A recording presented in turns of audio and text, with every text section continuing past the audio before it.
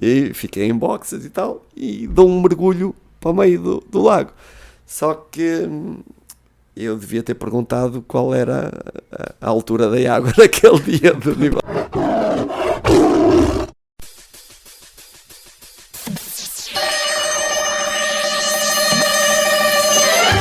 Missão Agreste. Na sua Rádio Cerveira, às quintas-feiras, às 11h30 da manhã. Com reposição às quartas-feiras da semana seguinte, às 19h05, com Sara Nogueira e Diogo Esteves.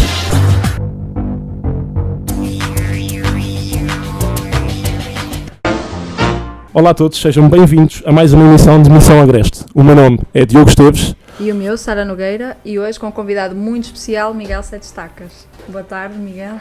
Como é que Olá estás? a todos, boa tarde. Está tudo bem? Está tudo bem, estamos num país quentinho aqui, numa boa altura do ano, e claro, devíamos pôr o estudo lá fora. Exatamente. Não era? Estudo lá fora. Nesse... Ou um sistema de rega cá dentro. É também uma ideia. Eu posso tentar arranjar uma piscina, colocamos aqui de lado, temos os pezinhos de molho. Acho que era uma muito boa ideia. agradável. Bom, quem é o Miguel Sete Estacas? Quem é o Miguel Sete? Olha que boa pergunta. Quem é... agora surpreenderam-me. Quem é o Miguel Sete Estacas? Bem, o Miguel Sete Estacas, em primeiro lugar, é um pseudónimo, porque há muita gente que fica na dúvida se é o meu nome próprio ou não. E é sempre muito engraçado, sobretudo quando me dão estadia, eu chego a um hotel e pedem-me o cartão de cidadão, e é sempre uma confusão porque não é o que está no cartão. E pensam que é o outro hóspede que vai ali tomar conta do meu lugar. E então é um nome, em primeiro lugar, que nasceu do meu início de carreira. História longa, e depois podemos ou não falar disso mais à frente. Pronto, e o Miguel, falo como aos jogadores de futebol, na terceira pessoa. O Miguel é um artista. Sou comediante desde mais ou menos os 16 anos, mais ou menos, porque eu não tenho uma data precisa de quando foi o início, porque durante algum tempo era quase um hobby, depois passou a ser um hobby remunerado, e depois a 100% desde 2003 que faço comédia, não só de stand-up, mas de vários géneros. Comecei muito com personagens, adorava fazer personagens. Pronto, e já lá vai desde 1989. 89. Eu ainda não era nascida. Eu muito menos. Só para dizer que eu sou mais velha, percebeu? Eu percebi. Vocês, uma forma delicada de chamarem-me cota. Ok, eu percebi. Quase como o azeite de galo a fazer rir desde 1919. Como é que entraste no mundo da comédia, assim, mais profissionalmente? Olha, eu era um miúdo que adorava interagir em tudo que fosse eventos que envolvesse comédia. E embora na época que eu era jovem havia muitas poucas referências, muito poucas. O Fernando Rocha vinha a conhecer muito tarde. A referência da minha altura para o género que eu gostava era o Oscar Branco. Não só pelo género, mas também porque não havia muito mais. Ele surgiu como um conceito inédito de comédia na altura. Vínhamos de comédia que só se via em teatro, género teatro-revista, e depois pouco mais. E havia um contador de anedotas na altura que se chamava o Cantinflas, que quando terminou a carreira ainda vendia cassetes, portanto não chegou a entrar na época dos DVDs sequer. E o meu início foi por aí.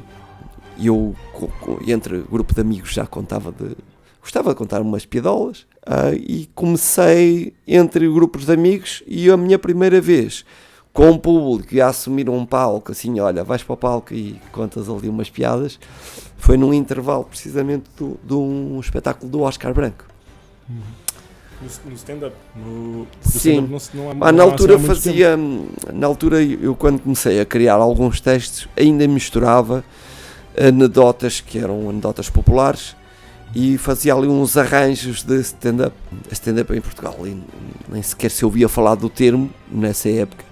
Era conhecido, e foi numa época em que pouca gente via, mas já passavam na RTP2 séries do Seinfeld. Depois vieram outro tipo de séries de humor com ele.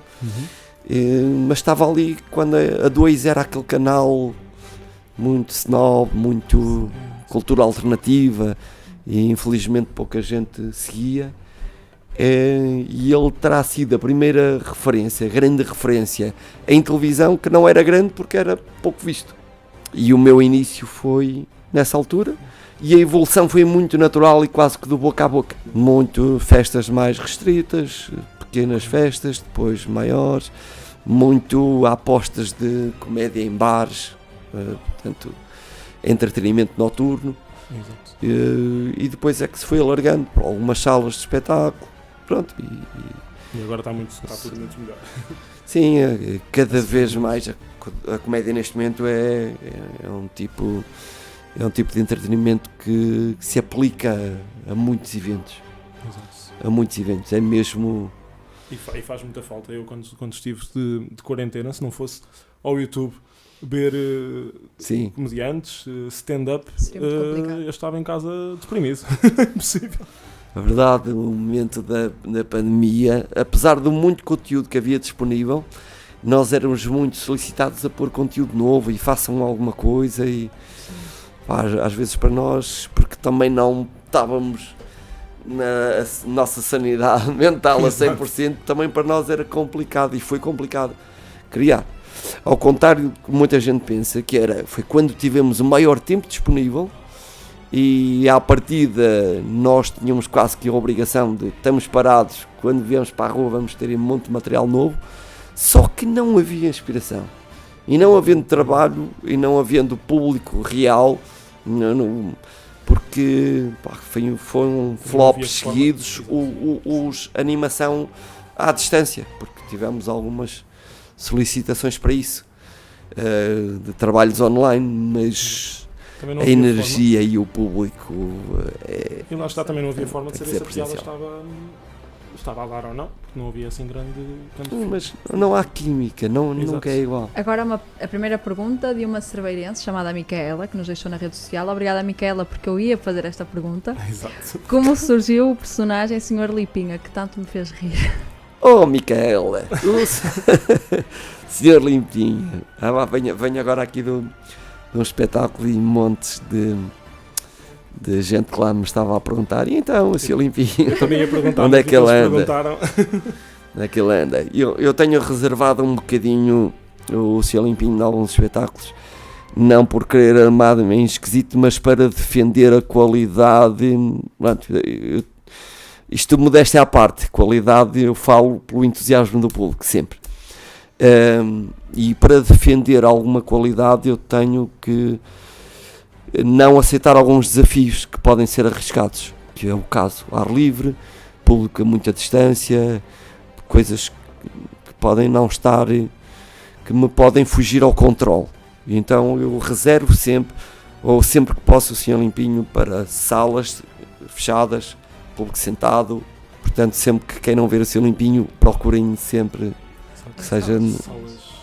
Acaba por ter outra aproximação. Pronto, e não é garantido que faça sempre, porque também quero mostrar que faço outras coisas, o Sr. Limpinho.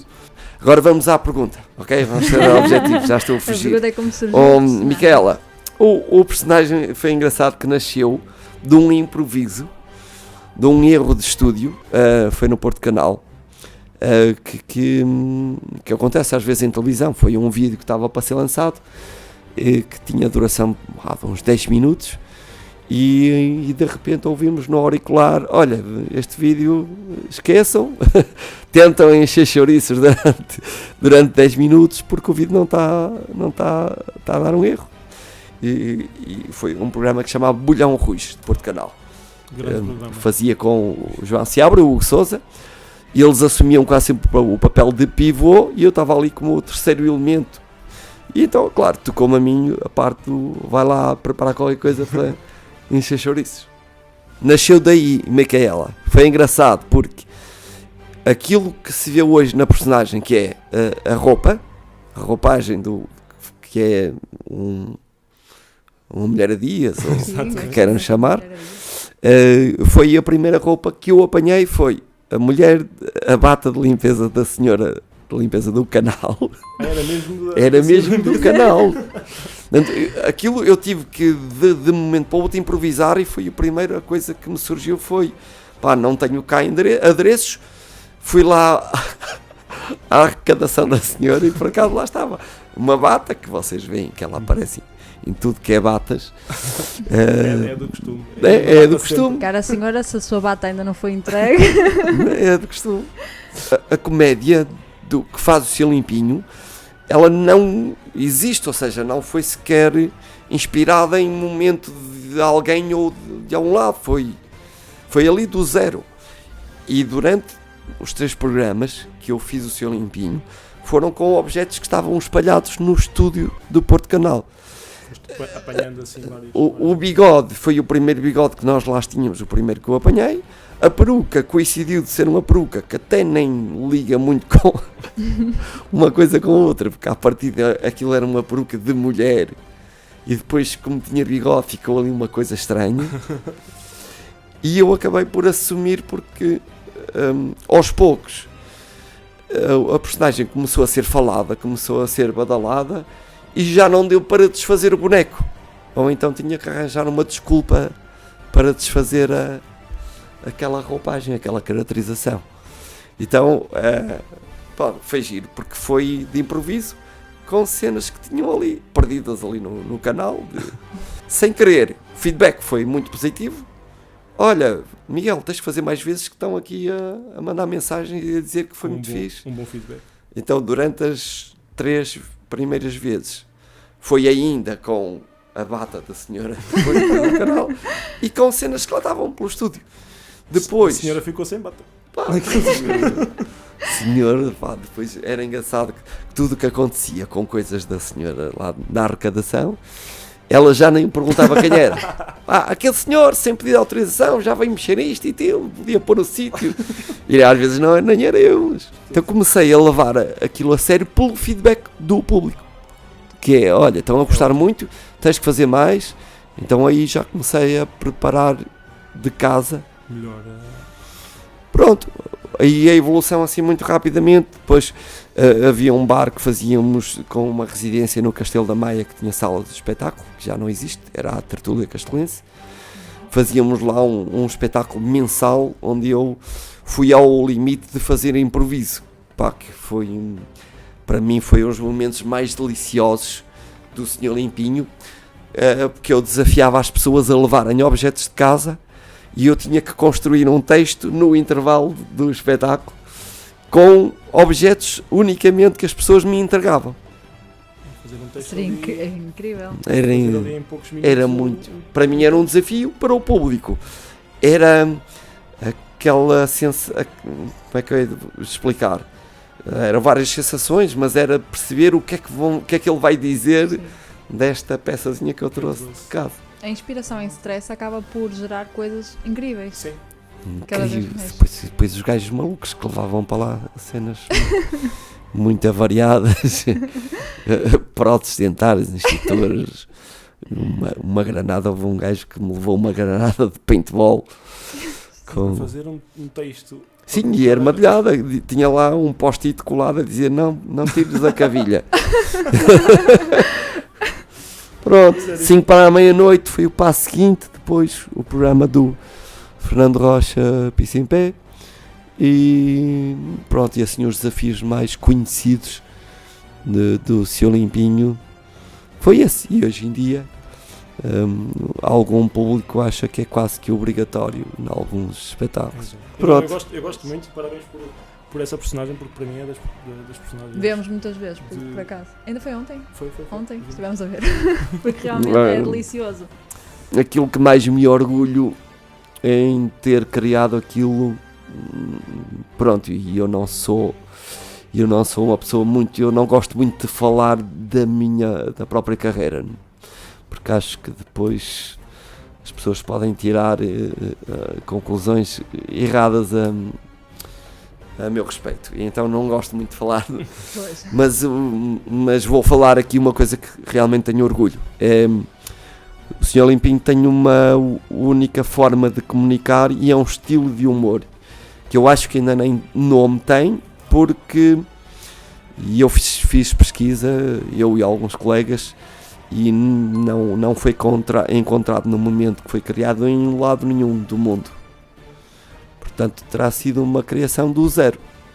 E um estilo de humor que junta vários estilos, mas que mais ninguém faz e que eu próprio tenho trabalhado para defender também como direitos de autor, porque nos dias que estamos de gente a querer fazer conteúdos, sobretudo nas redes sociais, vemos cada vez mais criador de conteúdos, uns que respeitam os criadores e outros que não respeitam. E eu acho que vai chegar a um ponto, sim, e eu tenho trabalhado nisso, no sentido de salvaguardar o que são os direitos devidos, não é? De autor, porque eu sei que um dia vai chegar alguém desses que não quer saber. Dos direitos de autor. Uns respeitam muito, outros não. Sim. No nosso país ainda se vai respeitando muito o trabalho criativo, mas sim, vamos chegar a um ponto do quase vale tudo.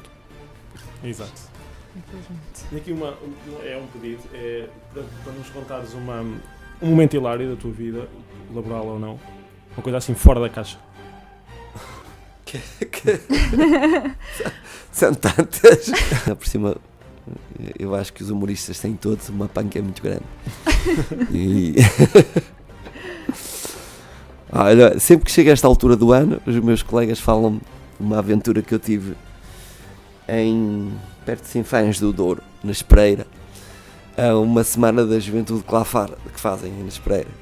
O palco é montado no meio de um ribeiro que faz ali um lago, e eles, aquilo é muito giro, que tem acampamentos e tem atividades com música e atraem para lá muita juventude. Portanto, é uma associação jovem, que é a Colo Jovem, e então eu acho piada porque o palco é montado quase como se fosse uma ilha no meio daquele ambiente do riacho que ali passa.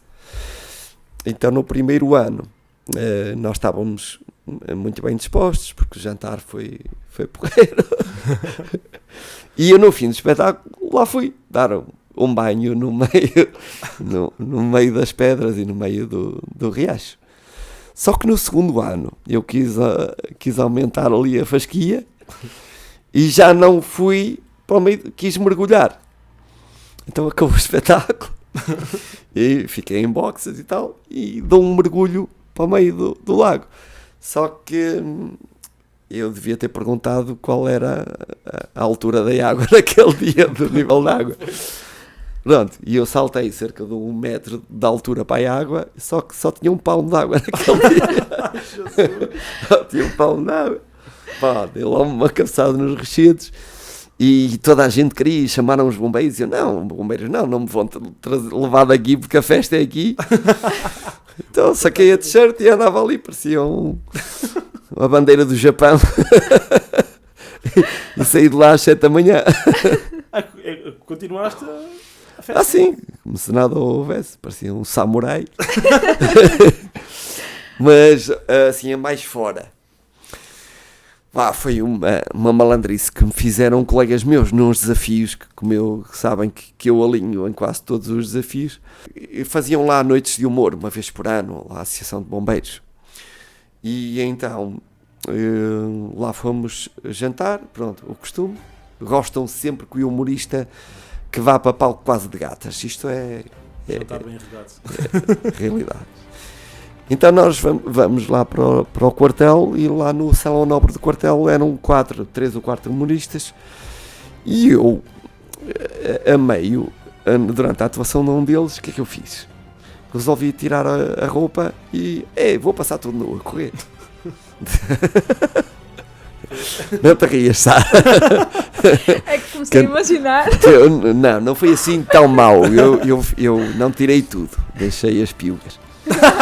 Estava frio, era inverno. E o que é que aconteceu? Tinha uma porta lateral que era muito próxima do palco. Então eu fiz aquilo a correr muito rápido, e tinha uma porta junto ao palco no fim da sala. Então o percurso era muito curtinho, foi ali meia dúzia de metros. Então eu corria, quase com um grito, entrei na sala, uau, e saí. O que é que acontece? A maior parte das pessoas, quando viram, eu já estava na porta de saída. E a verdade foi esta, foi, o público ficou, o que é que foi isto? A maior parte nem apanharam. E eu fiquei também assim um bocado triste, que é, tanta coisa e afinal ninguém viu. E olha, a minha asneira foi, no intervalo, eu comentar com os meus colegas, eu se calhar devia ter feito a sala toda.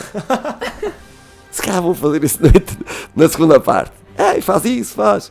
E o que me diz, faz isso, o Pedro Neves, o que é que ele fez? Desafiou, picou-me até ao ponto de eu fazer mesmo isso. Só que deixou-me entrar na sala, lá vou eu a correr, eu acho que tinha uma peruca na altura. Então eu entro, faço a sala toda, e quando chega à porta para sair, aquela junto ao palco, ele trancou-me as portas por fora. Eu e ele partilhámos o mesmo sangue, que eu era capaz de fazer isso. Pois.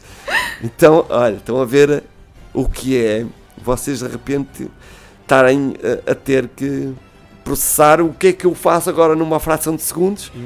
Ou tenho que enfrentar o público de novo, ou escondo debaixo do palco e vou estar aqui durante uma hora até sair toda a gente. Pronto. E lá tive que assumir o público de frente e correr outra vez. Pronto, acho que foi assim aquela cena mais que vergonha. O que é que eu fui fazer? Mais hilária. E ainda bem que havia poucos telemóveis nessa altura com câmara. Sim. Eu agora por acaso passou-me agora pela cabeça. Vou chegar a casa e vou procurar este momento que deve ter sido filmado. Houve só um que pedimos depois para retirar. Chegou a estar no YouTube. E depois pedimos para retirar. Pronto, já não vou poder procurar. Pois seria impossível eu se pedisse isso, quanto mais pedia, mais procuravam. Ei, deixa ver o que é isso. Mais metia. Sim, hoje em dia é muito complicado. Uma pergunta que foi feita por uma Francisca, olá Francisca, é quando é que atua em Cerveira? Oh Francisca, obrigado Francisca, e olha, vou-te, agradeço mesmo muito a tua pergunta, porque vou-te responder com um desafio. Que tal vocês começarem a criar aí uma pressãozinha pelas autoridades locais, a dizer assim, faz falta, não é o Miguel só, Francisca, façam comédia em Cerveira. Olha que boa pergunta, que eu estou todo satisfeito a responder a isto. Façam comédia, porque também eu gostava de cá vir.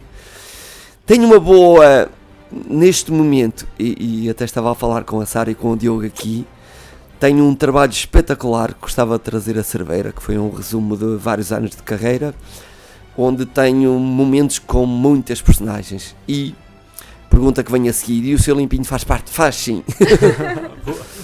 Portanto, eu sozinho não consigo vir com um palco às costas, portanto, façam-me também esse favor. Eu gostava muito de vos animar. Francisca, peçam para me trazer até cá, que eu virei com todo o gosto. Presidente Rui Teixeira, queremos cá o Sr. Miguel Sete Estacas, o mais rápido possível.